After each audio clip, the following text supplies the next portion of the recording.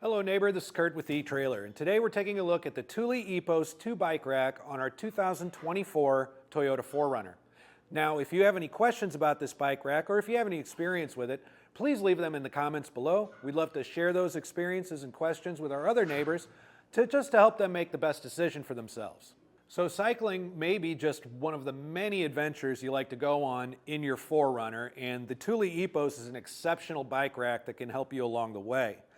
It's going to weigh itself around just a hair over 38 pounds, so it's a very light rack. It'll be easy to maneuver when you're taking it in and out and storing it. It has a capacity of 70 pounds per bike. However, it is important to note if you're only carrying one bike, Thule does not recommend that you put a single bike over 75 pounds on it. So you've got a decent capacity to carry a couple of e-bikes and things like that with you. It's going to attach in 3 locations. You've got a ratcheted strap here and here on the wheelbase, and you also have this tower that's ratcheted as well to help you hold on to the frame.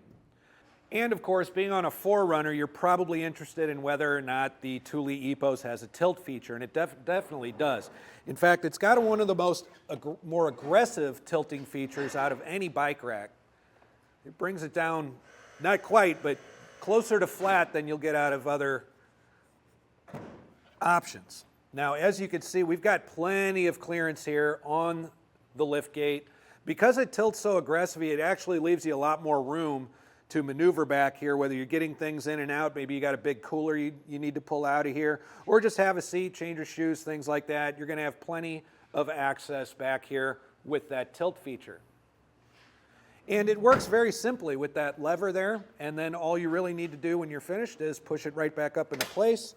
It'll click into place and hold right there for you just like that. Now, one of the other things that you may be concerned with any bike rack is how much visibility are other drivers going to have when I'm traveling down the road with this? Well, as you can see, your license plate is going to be partially obstructed. You are going to have your tail lights also partially obstructed. But it is important to note that Thule makes a light and license plate holder kit for this vehicle just to help you out as far as getting down the road safely and letting other drivers see what you're about to do and anticipate everything as you're driving. Now, one of the other things that a lot of people tend to get concerned about when it comes to choosing a bike rack is just what kind of clearances am I going to have behind my vehicle. It is important to note that because we have the blockage back there, your rear view camera is also going to be partially obstructed. So it's important to know just how much extra room you're going to need back here when you're backing into spaces. And from the bumper, the farthest part of the rack itself is about 33 inches. Now that is not including handlebars. Those of course can vary bike to bike, but you're going to have an extra almost 3 feet coming off of the back of the vehicle with the Thule Epos. Another concern might be ground clearance. Ground clearance at its furthest point is going to be 22 inches. Now, that's an awful high up place to reach if you've got a 60 or 70 pound e-bike that you want to get up onto the Thule Epos. Luckily, Thule offers a very heavy duty collapsible ramp that's easy to take with you and attach to the end of the Thule Epos in order to roll up and roll down those heavier bikes. Now, to show you some of the other features of this rack, we're going to go ahead and remove the bike from it.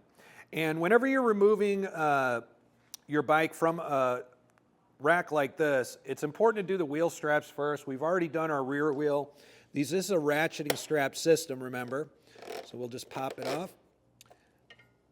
Get that out of there and out of the way. And we're going to do the same to our arm right here. Now, one of the other important features about this is that the arms are lockable in order to secure your bike and keep it from theft. They're going to be key to the other arm, and we also have a lock down here in the shank that it'll be keyed to as well. So that way it'll be really easy. You wouldn't have multiple sets of keys in order to operate your bike rack. So the next thing we want to do is go ahead and store our straps. We're going to go ahead and collapse our arm. All you really need to do is push down on it.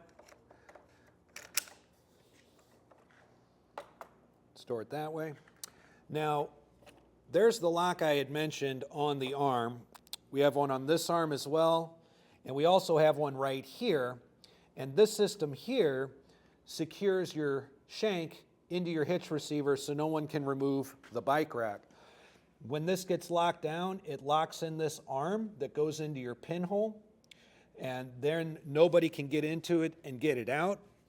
The other thing about this system, though, is it comes out and it's kind of a turning hand crank. That's also going to be what controls the anti-rattle, is that it's going to expand this piece within the hitch receiver so it fills up any of that dead space in there where all that shaking and vibration and rattling is going to come from. And in order to operate it, you just simply will turn this counterclockwise and clockwise to tighten and loosen it, and that's how you will remove and store in your rack. All right, we took our bike off. We loosened up our shank so that it's removable. Now let's take a look at just how easy it is to maneuver this bike rack when we're going to put it into a stored position. We just simply fold the platforms up together. They'll form a handle for you right here on the top. You can come down here, release that pin that we had earlier had locked with the lever there, and go ahead and remove it from the shank.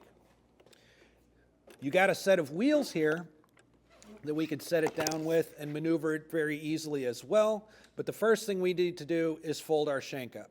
Now, to put our shank in the stored position, we're going to go ahead and depress this pedal right here. That'll fold right down for us and allow us to bring it up here. Now we have access to those wheels on the bottom. This is going to be very easy to move around and store where we want. Remember, it weighs just a hair over 38 pounds, so if you don't have your bikes on the rack and you find yourself in a pretty tight spot, this is compact and light enough for you to take off and put right in the back of your 4Runner. So there's a look at the Thule Epos 2 bike rack on our 2024 Toyota 4Runner. I'm Curt with Etrailer. Thanks for stopping by.